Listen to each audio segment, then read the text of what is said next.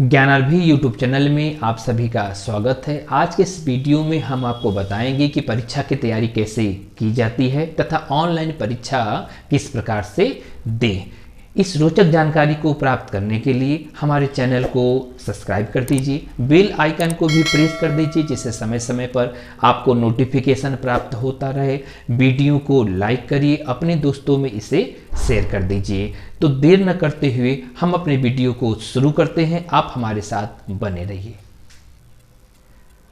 आज हम आपको बताएंगे कि जूनियर हाई स्कूल के बच्चे यानी 6, 7, 8 के बच्चे किस प्रकार से परीक्षा की तैयारी कर सकते हैं तथा ऑनलाइन परीक्षा किस प्रकार से दे सकते हैं। आप सभी को मालूम है कि जूनियर हाई स्कूल के बच्चों की जो विषय वस्तु होती है वह बहुत ब्रॉड होती है। तो अगर विषय वस्तु के बारे में पहले जानकारी प्राप्त करें, पहले हम आपको ये बताएं कि जूनियर हाई स्कूल के बच्चों की विषय वस्तु कितनी है या कितने प्रकार की होती है। तो सबसे पहले उनकी विषय वस्तु के बारे में जानेंगे कि कितने विषय जो है जूनियर हाई स्कूल के बच्चे को पढ़ना पड़ता है। तो अगर विषय वस्तु की बात करें तो आप देख रहे होंगे कि उनको हिंदी, सामाजिक विषय, अंग्रेजी और पुस्तक कला, संबंधित कला, गणित, नैतिक शिक्षा और सामान्य ज्ञान, विज्ञान, संस्कृत, कला, कंप्यूटर, पीटी और खेल कूद, इतने विषय वस्तु के द्वारा उनकी पढ़ाई की जाती है। तो आज स्कूल कॉलेज बंद होने के कारण सभी पढ़ाइयाँ ऑनलाइन हो चुकी हैं, तो ऑनलाइन एग्जाम भी संस्था ले रही है। तो इतनी विषय वस्तु होते हुए भी यह जूनियर हाई स्कूल के बच्चे कैसे अपनी परीक्षा की तैयारी कर सकते हैं, इसी रोचक जानकारियों को आज हम अपने इस वीडियो के माध्यम से आपको बता रहे हैं। तो चलिए सबसे पहले हम आपको ये बताते हैं कि इस विषय वस्तु को ध्यान देते हुए सबसे पहले आप परीक्षा की तैयारी कैसे कर सकते हैं। तो परीक्षा की तैयारी करते समय सबसे पहले आपके पास आपका एक समय सारणी होना चाहिए। यानी सबसे पहले आप करेंगे क्या कि अपना एक समय सारणी बना लेंगे और अपना समय सारणी बनाते समय अपने अभिभावक, गार्जियन या अपने बड़ों से उनका सलाह मशवरा लेकर एक स्वयं का आप समय सारणी बनाएंगे। अब समय सारणी बनाने के बाद अब आपको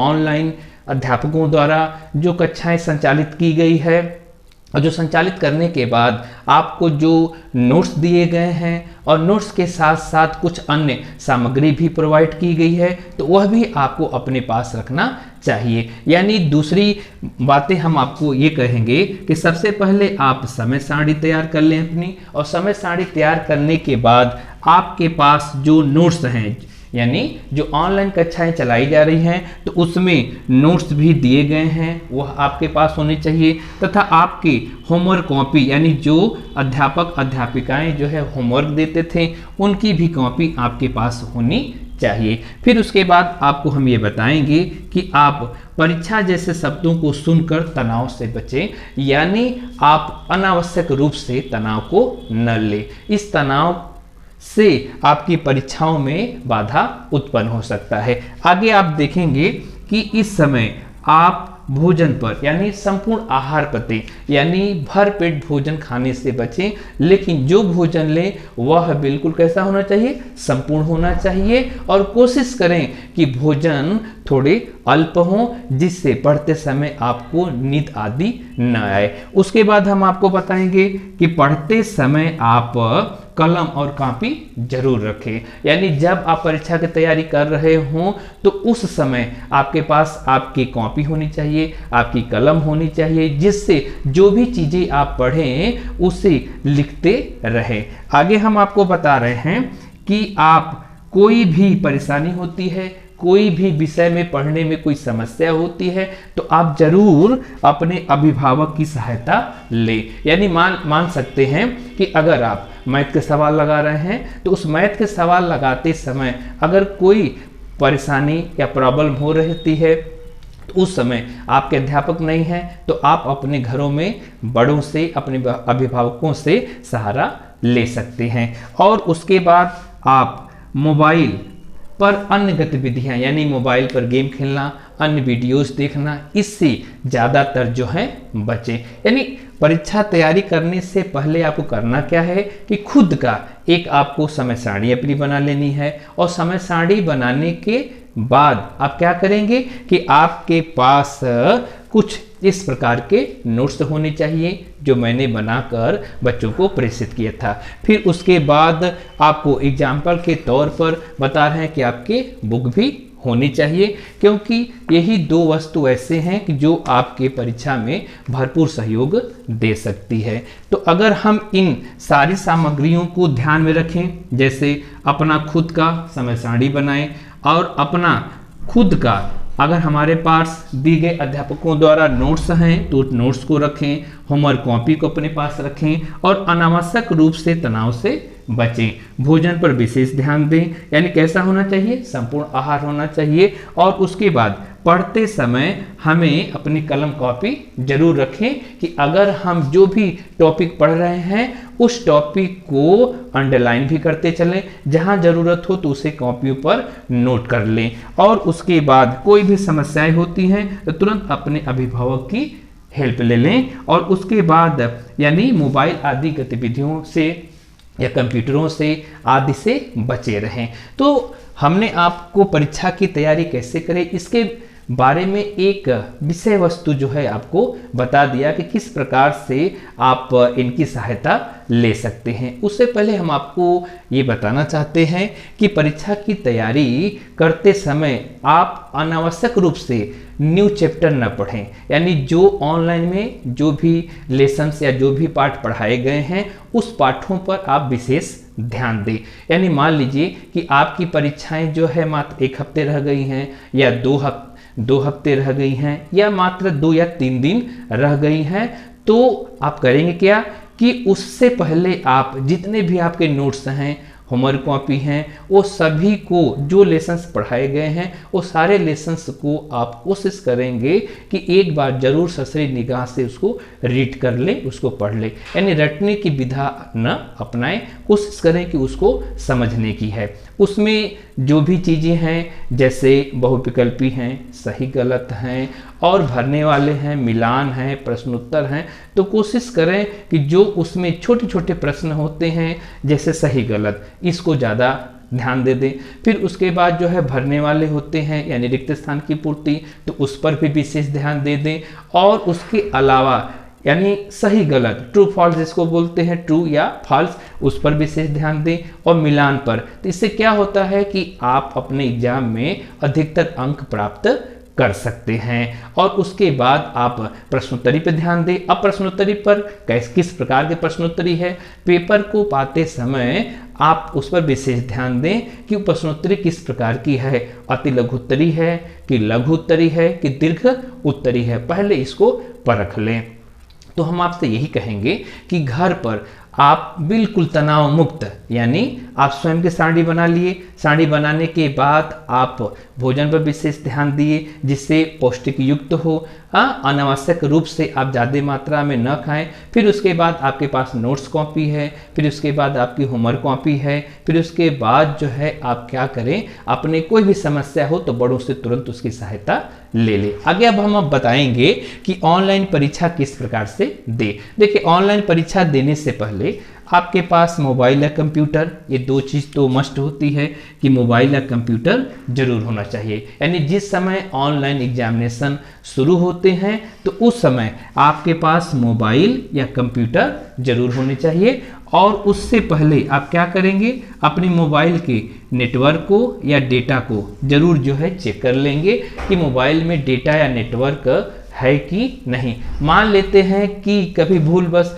डेटा खत्म हो गए हों तो आप तुरंत यानी दूसरे मोबाइल से संपर्क कर सकते हैं। फिर उसके बाद बताएंगे कि आप पर्याप्त प्रकाश पर मोबाइल को रखें, न ज़्यादा तेज लाइट करें न ज़्यादा धीमा लाइट करें, और कोशिश करें कि मोबाइल की स्क्रीन को बार बार न देखें, क्योंकि बार बार मोबाइल की स्क्रीन को देखने से होता है कि आंखों का इरिटेशन बन जाता है। तो आप क्या करेंगे कि परीक्षा शुरू होने से पहले आप अपने मोबाइल या कंप्यूटर को अच्छे से चेक कर लेंगे कि उसकी एनर्जी है कि नहीं, ऊर्जा है कि नहीं। फिर उसके बाद आप डेटा और नेटवर्क को अच्छे से चेक कर लेंगे। फिर उसके बाद आप चेक करेंगे कि मोबाइल की स्क्रीन पर लाइट पर्याप्त है कि नहीं। फिर उसके बाद आप क्या करेंगे कि अपने साथ एक टेस्ट कॉपी जरूर रखेंगे। यानी ये कहा जाता है कि जहां पर ऑनलाइन सुविधा खुद कंप्यूटर पर देनी होती है, अगर नहीं है, ऐसा होता है कि कोई संस्था जो है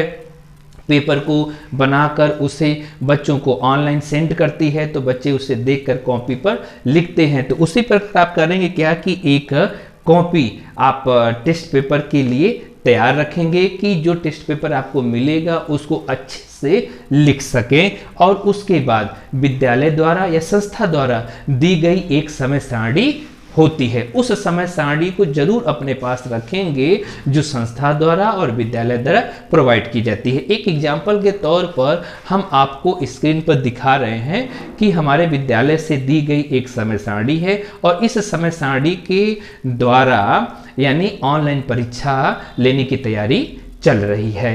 यानी आप समझ सकते हैं कि एक समय सारणी आपको दी जाती है और उस समय सारणी के द्वारा कि किस तिथि को आपके विषय का एग्जाम शुरू होगा। तो सबसे पहले क्या होना चाहिए कि ऑनलाइन परीक्षा के लिए आपके पास एक समय सारणी जो विद्यालय संस्था द्वारा प्रोवाइड की है उसे भी आपके पास होना चाहिए। आपके पास मोबाइल और कंप्यूटर होने चाहिए समय पर। फिर उसके बाद उनमें डेटा या नेटवर्क उनकी आप चेक कर लेंगे। फिर उसके बाद उनमें पर्याप्त लाइट हो, लाइट की मात्रा ज़्यादा या कम ना हो। और उसके बाद आप अपने पास एक टेस्ट कॉपी रखेंगे, जिससे टेस्ट कॉपी रखने के बाद आप उस पर लिख सके। आपके पास समय सारणी जो मैंने आपको बताया, और उसके अलावा आप अपने पास पेन या कलम भी जरूर रख लेंगे। और पेन और कलम कोशिश करेंगे कि एक से अधिक हो, कि बाई द वे लिखते समय अगर अनावश्यक रूप से स्याहियां खत्म हो जाए तो वो हम लिख सकते हैं। यानी आपके पास कॉपी भी होनी चाहिए, पेन कलम भी होनी चाहिए।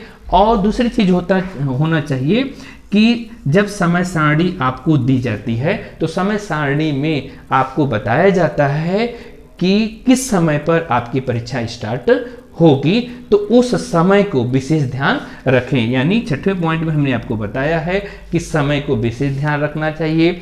और आपको ऑनलाइन परीक्षा में जब पेपर को सेंड कर दिया जाता है या पेपर को यानी ओपन किया जाता है तो वह एक निश्चित समय पर ओपन होता है। यानी निश्चित समय पर पेपर को सेंड किया जाता है और उस समय आप अपने मोबाइल को ओपन करेंगे। ओपन करने के बाद उस टेस्ट पेपर को आप देख लेंगे और टेस्ट पेपर को देखने के बाद आप खुद या तो कंप्यूटर में लिखें, और या तो ऐसी सुविधाएं नहीं होती हैं तो आप अपने पास जो कॉपी है उस कॉपी में आप उसको पूरे अच्छे तरीके से लिख दें और जितना समय दिया गया है। यानी मान लेते हैं कि अगर ऑनलाइन टेस्ट की प्रक्रिया जो होती है सवेरे 7 से लेकर 9 बजे तक समय दिया गया है, तो आप 7 से लेकर 9 बजे के समय के अंदर ही अपने सारे प्रश्न पत्रों को पूरा कर लें। और पूरा करने के बाद आप उसे यानी करें क्या कि जो नोट कॉपी बनाई होती है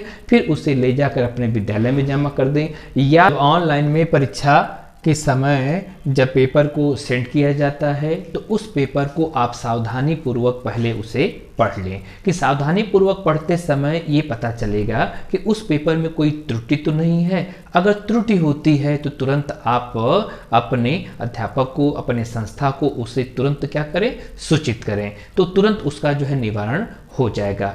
पेपर आप जब ऑनलाइन जब पेपर आप पढ़ रहे होते हैं तो पेपर को पढ़ने के बाद आप करेंगे क्या कि आपको जो प्रश्न आ रहे होते हैं उस प्रश्नों को आप पहले लिखने की कोशिश करेंगे। और कोशिश आप ये करेंगे कि जैसे बहुविकल्पी प्रश्न है इसे आप आसानी से कर लीजिए। उसके बाद रिक्त स्थान की पूर्ति होता है उसको भी आप आसानी से लिख लें। फिर सही गलत है, मिलान है, ये सारी चीज़ों को आप पहले से लिख लें। क्यों? क्योंकि ये जो होते हैं ये प्रश्नों में अंक को स्कोरिंग करने में यह भागीदार बनते हैं। यानी आप करेंगे क्या कि जो सही विकल्प होते हैं उन्हें आपने लिख लिया। उसके बाद रिक्त स्थान स्थान की पूर्ति है, उसके बाद जो है आप सही विकल्प लिख लिए, फिर उसके मिलान आदि इस चीज़ें लिख लिए, तो स्कोरिंग जो है बहुत अच्छे से होती है। फिर उसके बाद आप क्या करेंगे कि आपके पेपर में अति लघुत्तरी है तो अति लघुत्तरी को लिखने की कोशिश करिए। फिर उसके बाद लघुत्तरी है तो लघुत्तरी को देने की कोशिश करिए। अगर लघुत्तरी नहीं आते हैं, दीर्घाना होता है तो दीर्घ को आप लिखिए, और लिखने के बाद तब आप लघुत्तरी पर आइए। कोशिश करिए कि आपके जो टेस्ट पेपर हों, टेस्ट पेपर बिल्कुल क्रमवाच हों। अगर क्रमवाच होंगे तो इससे क्या होता है कि जो अध्यापक इसको चेक करता है तो उससे आसानी से नंबर को स्कोरिंग किया जा सकता है। कापी आपकी साफ सुथरी होनी चाहिए, यानी होना क्या चाहिए कि कापी को बिल्कुल नीट और क्लीन रखने की कोशिश करें। तो अभी मैं आपको परीक्षा की तैयारी कैसे करें इसके बारे में बताया, फिर ऑनलाइन परीक्षा किस प्रकार से दें इसके बारे में सारी जानकारी हम आपको दे दिया। यानी करना क्या आपको है कि परीक्षा को तैयार करते समय आप करेंगे क्या कि आप खुद की समय सारणी रख लिए, फिर उसके बाद जो है आप ऑनलाइन परीक्षा देने जा रहे हैं तो ऑनलाइन परीक्षा देने में करेंगे क्या कि पेपर को सावधानी पूर्वक जो है आप पढ़ लेंगे, और पढ़ने के बाद आप उन प्रश्नों को लिखने की कोशिश करेंगे कि जो प्रश्न आपको अच्छे से आ रहे हों। तो जो प्रश्न का उत्तर पहले आ रहा है उसे आप लिख लीजिए, और बाद में कुछ प्रश्नों में आपको स्वयं को डाउट होते हैं तो उसको बाद में आप लिख लीजिएगा। तो ऐसी रोचक जानकारियाँ प्राप्त करने के लिए हमारे चैनल को सब्सक्राइब करिए, बेल आइकन को प्रेस करिए तथा वीडियो को लाइक करिए और अपने दोस्तों में इसे शेयर कर दीजिए। तो अगले वीडियो में हम आपसे फिर मिलेंगे, तब तक के लिए आप सभी को धन्यवाद।